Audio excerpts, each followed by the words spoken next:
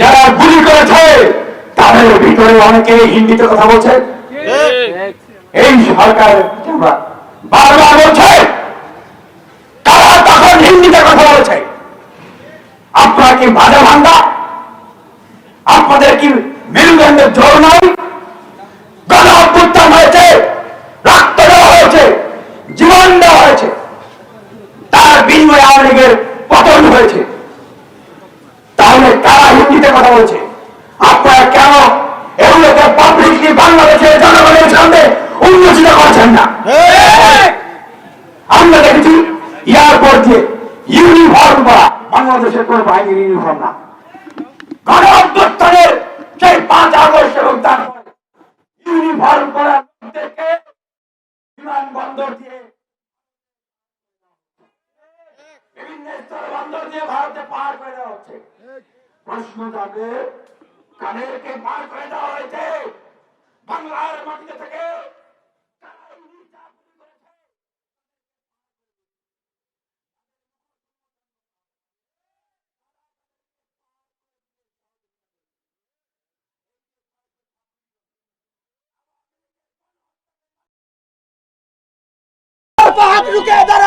সংগ্রামী বিপ্লবী ছাত্র সমাজ, আপনারা জানেন আজকে আগরতলায় বাংলাদেশের ওবাহাই কমিশনারে তারা হামলা করে, এক হামলা করে।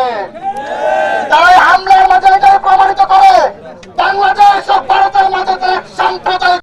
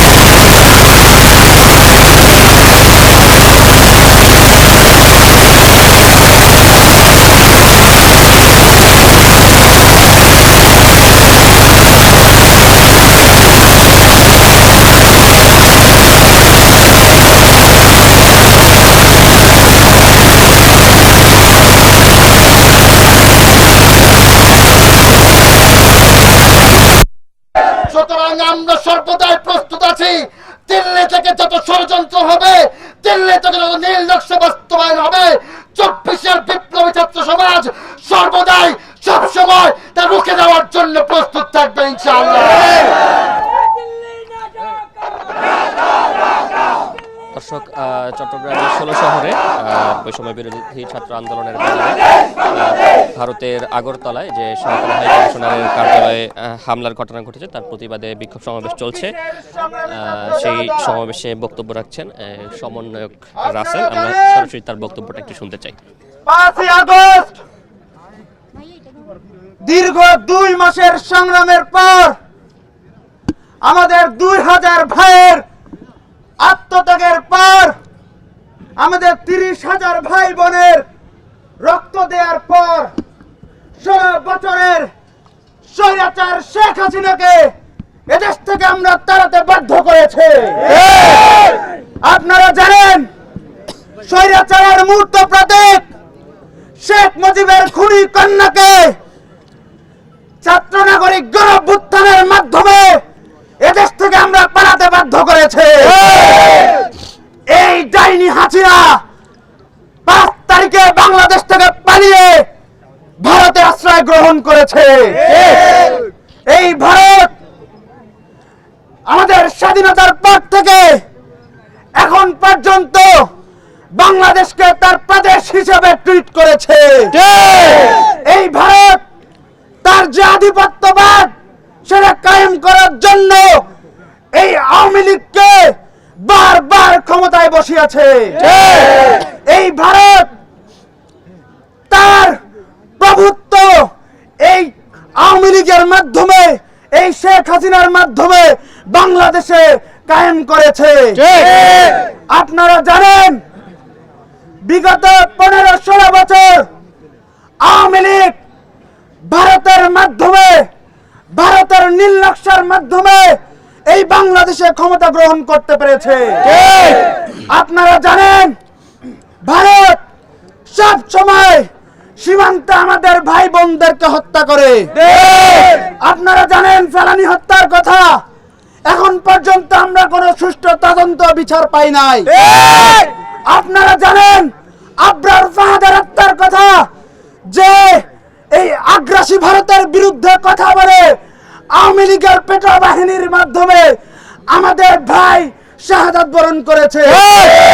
আপনারা জানেন স্বর্ণাদেশের কথা, 5ই আগস্ট পরবর্তী সময়ে ভারতীয় বিএসএফ আমাদের বোনকে সীমান্তে হত্যা করেছে। আপনারা জানেন ইসকনের মাধ্যমে ভারতের এই ইসকন জঙ্গি সংগঠন আমাদের সাইফুল ইসলাম আরিফ ভাইকে নৃশংসভাবে হত্যা করেছে।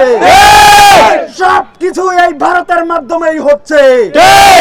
এই ভারত আওয়ামী লীগের মাধ্যমে বাংলাদেশে বিভিন্নভাবে ষড়যন্ত্র করে আমাদের দেশে তৎপরতা চালাচ্ছে, যেন এই 24-এ যারা রাজপথে এসে রক্ত দিয়ে এদেশকে নতুন ভাবে পুনর্গঠন করার চেষ্টা করছে তাদেরকে ব্যাহত করা যায়। ঠিক এই ভারতের মাধ্যমে আমাদের যে জুলাই অভ্যুত্থানের স্পিরিট, সেটাকে নস্যাৎ করার জন্য ভারতীয় দালালেরা এখন পর্যন্ত কাজ করে যাচ্ছে।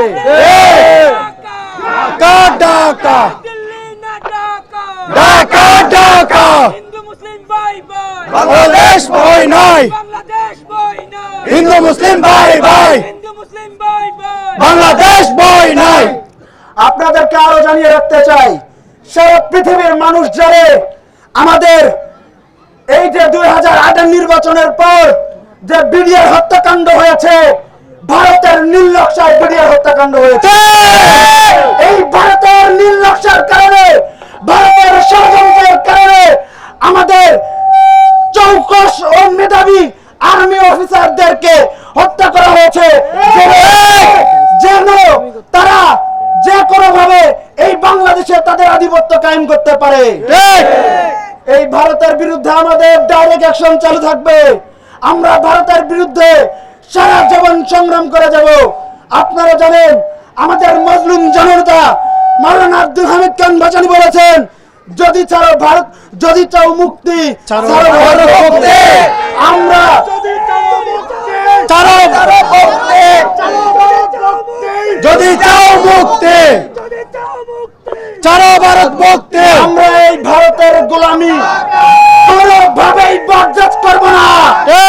যদি কোন গোষ্ঠী কিংবা কোন রাজনৈতিক দল ভারতের পদলেহন করার চেষ্টা করে, তাদের বিরুদ্ধে 24-এর এই ছাত্র নাগরিক যারা অভ্যুত্থান গড়িয়েছে তাদের বিরুদ্ধে এই ছাত্ররা ঐক্যবদ্ধ হয়ে রাজপথে নেমে আসবে। এই ভারতের পদলেহন যদি কোন গোষ্ঠী করে তাহলে, এবং যদি কোন রাজনৈতিক গোষ্ঠী এই ছাত্রদের পালস বুঝতে না পারে এবং ভারতের গোলামি করার জন্য তারা বিভিন্নভাবে তৎপরতা চালায়, আমরা সবাই ঐক্যবদ্ধ হয়ে প্রতিহত করবো ইনশাআল্লাহ। আরেকটা বিষয় আপনারা জানেন, আমাদের ভারতের মধ্যে বাংলাদেশ যে হাই কমিশন রয়েছে, সেই হাই কমিশনে তারা হামলা এবং ভাঙচুর করেছে। ঠিক এখান থেকে তারা উস্কানি দিচ্ছে বাংলাদেশের মাটিতে তৌহিদি জনতা বসবাস করে, বাংলাদেশের মাটিতে টুপি পরা দাড়িওয়ালা মানুষ বসবাস করে। তারা উস্কানি দিচ্ছে যেন এই বাংলাদেশের মানুষ তৌহিদি জনতা এই হিন্দুদের বিরুদ্ধে আক্রমণ চালায় এবং মন্দির মসজিদ গুলো যেন তারা আক্রমণ চালিয়ে একটা সেন্টিমেন্ট তৈরি হয়, যাতে ভারত বিশ্ব মিডিয়ায় এটা ফলো করে প্রচার করতে পারে। আপনারা সবাই সজাগ থাকুন, এই উস্কানিতে, এই ফাঁদে কোনোভাবেই আপনারা পা দিবেন না। আমাদের বাংলাদেশে যে সাম্প্রদায়িক সম্প্রীতি রয়েছে সেই সম্প্রীতি ধরে রাখার জন্য আমরা হিন্দু, মুসলিম, বৌদ্ধ, খ্রিস্টান সবাই একসাথে হয়ে এক কাতারে দাঁড়িয়ে বাংলাদেশ পুনর্গঠনের কাজ করে যাবো ইনশাআল্লাহ। দালালি না রাজপথ, রাজপথ রাজপথ দালালি না রাজপথ, রাজপথ রাজপথ দিল্লি না ঢাকা, দিল্লি না ঢাকা।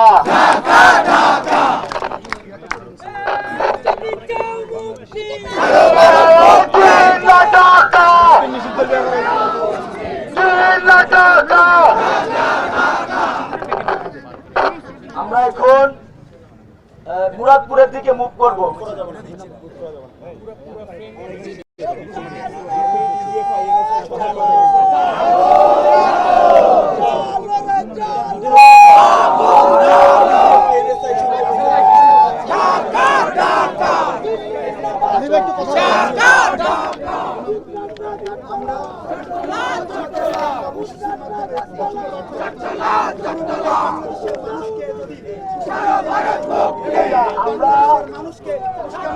আমরা এখন মুরাদপুরের দিকে মুখ করব। সবাই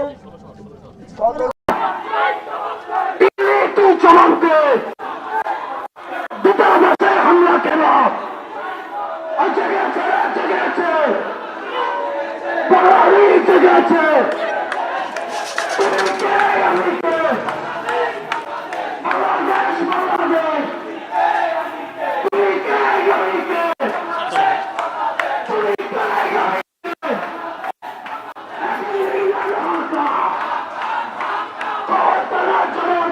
এই মুহূর্তে ছাত্র অধিকার পরিষদের যে মিছিলটি যেটি মধুর ক্যান্টিন থেকে শুরু হয়েছিল সেটি এখন রাজু ভাস্কর্যের দিকে এগিয়ে যাচ্ছে এবং আমরা এখন পর্যন্ত এখানে মধুর ক্যান্টিনের সামনে এখানে যারা ছাত্র পরিষদের যারা নেতারা রয়েছিলেন তারা এই যে আগরতলায় যে সহকারী হাই কমিশনে যে হামলাটি হয়েছে বা সেই হামলার প্রতিবাদ এবং কেন এই হামলা করা হলো তা নিয়ে তারা আসলে বিক্ষোভ প্রকাশ করেছেন এবং তারা একটা কথাই বলতে চায়, ভারতীয় যে আগ্রাসন এবং ভারত কেন্দ্রিক ভারতের যে বাংলাদেশের আগস্টের পরে তাদের যেই নীতি সেখান থেকে আসলে তাদেরকে সরে আসতে হবে।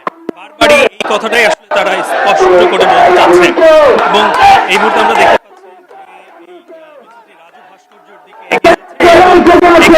অনেকগুলো সংগঠনের এই ভারতীয় যে আজকে যে আগরতলায় যে সহকারী হাই কমিশনে যে হামলা হয়েছে সেই হামলার প্রতিবাদে বিক্ষোভ মিছিলের ডাক দিয়েছে অনেকগুলো ছাত্র সংগঠনই। মধ্য থেকে শুরুতেই ছাত্র পরিষদ অধিকার তারা ভারতীয় আধিপত্য এত বছর যাবৎ চলে এসেছে, সেই ভারতীয় আধিপত্য আর এই বাংলাদেশে চলবে না। আজকের পর থেকে ভারতীয় কোনো ষড়যন্ত্র এই বাংলার মাটিতে ঠাঁই পাবে না ইনশাআল্লাহ। আমরা পরিষ্কারভাবে বলতে চাই, এটা দিল্লি নয়, এটা ঢাকা, এটা গুজরাট নয়, এটা চট্টলা। দিল্লি না ঢাকা, ঢাকা ঢাকা। বাংলাদেশের শান্তিরক্ষী বাহিনী পাঠানোর কথা বলেছেন, তার এই বক্তব্যটাকে আপনারা ছাত্র সমাজ কিভাবে দেখছেন?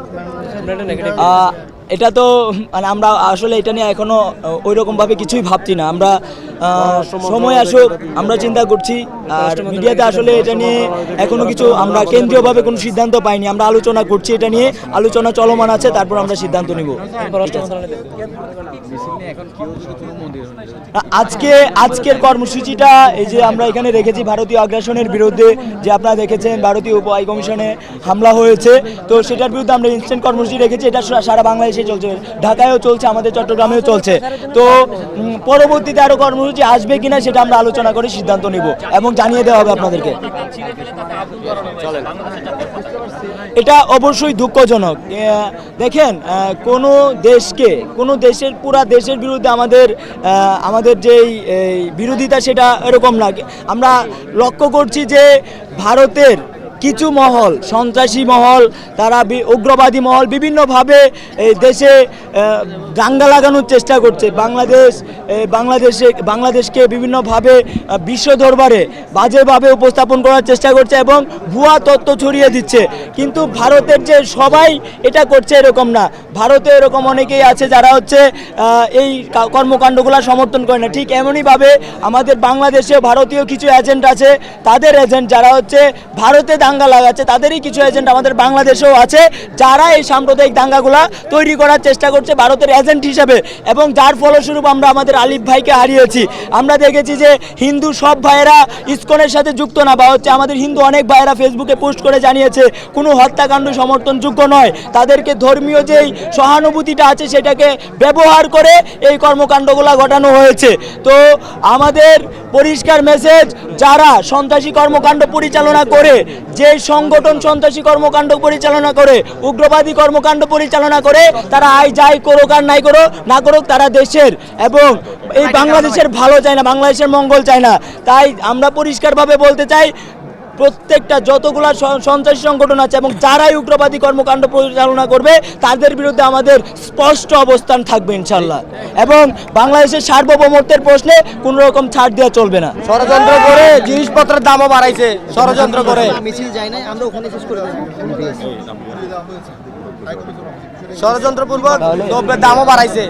দেখেন, আমাদের জাতীয় পতাকার প্রতি আমাদের গভীর শ্রদ্ধা রয়েছে। আমাদের এই জাতীয় পতাকাকে যারা অবমাননা করেছে তারা অনেক বড় ধৃষ্টতা দেখিয়েছে, আমরা এটাকে রাষ্ট্রদ্রোহিতার সাথে শামিল করছি। যারা এই আমাদের জাতীয় পতাকাকে পুড়িয়ে আমাদের হৃদয়ে রক্তক্ষরণ করেছে, ভারতীয় সরকারকে সেই জাতীয় পতাকা যারা পুড়িয়েছে তাদেরকে চিহ্নিত করে আইনের আওতায় নিয়ে আসতে হবে।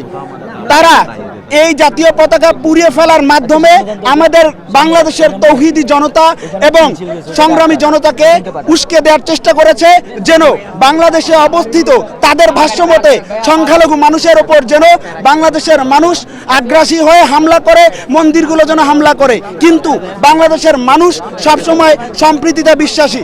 তারা বাংলাদেশে যে সৌহার্দ্যপূর্ণ সম্পর্ক রয়েছে, ধর্মে ধর্মে যে কাঁধে কাঁধ মিলিয়ে বাংলাদেশকে এগিয়ে নিয়ে যাওয়ার প্রবণতা রয়েছে, সেই জায়গা থেকে তারা কোনোভাবেই এই উস্কানিতে পা দিবে না বলে আমরা বিশ্বাস করি। সে জায়গা থেকে যারা এই ধৃষ্টতা দেখিয়েছে ভারতে, তাদেরকে দ্রুত সময়ের মধ্যে আইনের আওতায় এনে বিচারের ব্যবস্থা করতে হবে। আরেকটা বিষয়, বাংলাদেশে অবস্থিত ভারতীয় যে হাই কমিশন রয়েছে তাকে দ্রুত তলব করে জবাবদিহিতার আওতায় আনতে হবে।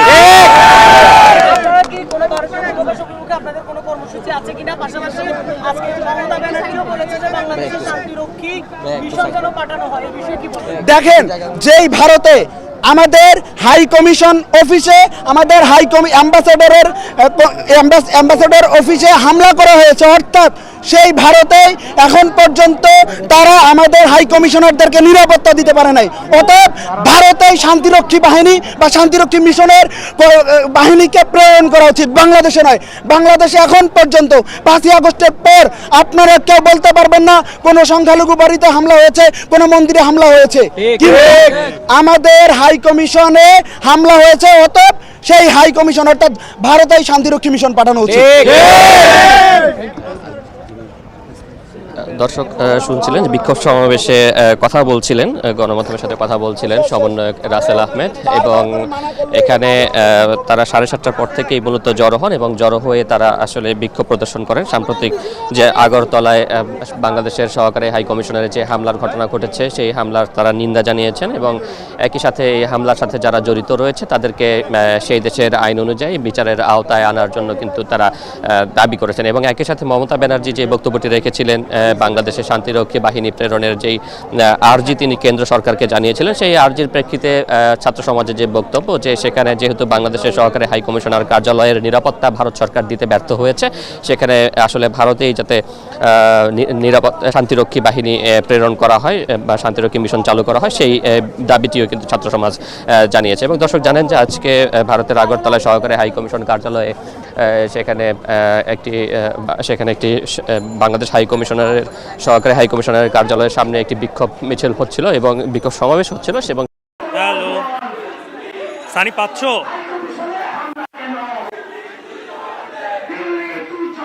আরে ভিজে ফোন ধরতে পারতেছে না তো, ফোন বেরি করতে পারতেছে না।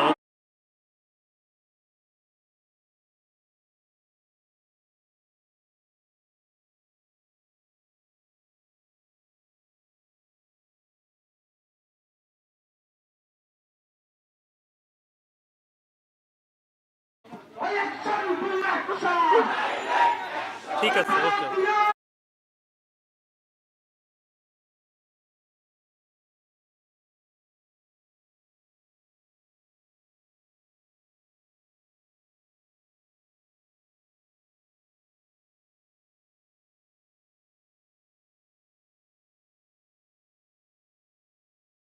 এবং ষড়যন্ত্রের পরও বাংলাদেশ আসলে সার্বিকভাবে এখনো সাম্প্রদায়িক সম্প্রীতি বজায় রেখেছে এবং এখানে তারা বলছেন যে 16 বছর এবং তারও আগের সময়টাতে ভারত বাংলাদেশকে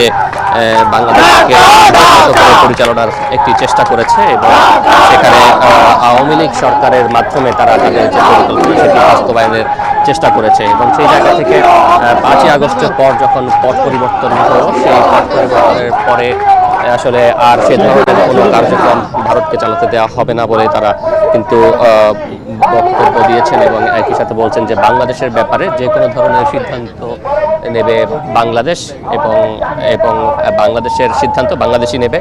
এবং শিক্ষার্থীরা যেটি বলছিলেন বা ছাত্র জনতার এই যে সমাবেশ, সেখানে তারা যেটি বলছেন যে ভারতের যে ধরনের পরিকল্পনা বা যে ধরনের কার্যক্রম সেটি তারা নিন্দাভরে প্রত্যাখ্যান করছেন এবং ভারত বাংলাদেশকে একটি প্রদেশ হিসেবে এতদিন গণ্য করে এসেছে এবং সেটি আর চলতে দেওয়া হবে না এবং বাংলাদেশে ভারতের যে কোনো ধরনের ষড়যন্ত্র রুখে দেওয়ার জন্য ছাত্র সমাজ ঐক্যবদ্ধ আছে বলেও কিন্তু ছাত্র সমাজের প্রতিনিধি যারা রয়েছেন তারা বক্তব্য দিয়েছেন এবং সেই সমাবেশটি এখনও চলছে এবং তারা বলছেন যে শান্তিপূর্ণ একটি সমাবেশ যাতে করে সেভাবে তারা কিন্তু আসলে নির্দেশনা দিচ্ছেন। চট্টগ্রামের এই যে 16 শহর রেল স্টেশন যেটি রয়েছে, সেই রেল স্টেশনে সন্ধ্যা 7:30টার পর 7:30টার আগে থেকেই ছাত্র জনতা জড়ো হতে শুরু করেন এবং 7:30টার দিকেই এই সমাবেশ শুরু হয় এবং সেই সমাবেশে কিন্তু নানান বিষয়গুলো উঠে এসেছে। সাম্প্রতিক সময়ে ভারত বাংলাদেশের যেই সম্পর্ক সেই বিষয়গুলো উঠে এসেছে এবং বলে রাখি যে সাম্প্রতিক সময়ে অর্থাৎ আজকেই বাংলাদেশের পররাষ্ট্র উপদেষ্টা তিনিও কিন্তু কূটনীতিকদের ব্রিফ করেছেন বাংলাদেশের চলমান পরিস্থিতি সম্পর্কে এবং সেখানে পরবর্তীতে সাংবাদিকদের সঙ্গে ব্রিফিংকালেও কিন্তু তিনি বলেছেন যে দেশ এবং দেশের বাইরে থেকে ষড়যন্ত্র হচ্ছে বাংলাদেশকে একটি অস্থিতিশীল দেশ হিসেবে বিশ্ব দরবারে উপস্থাপন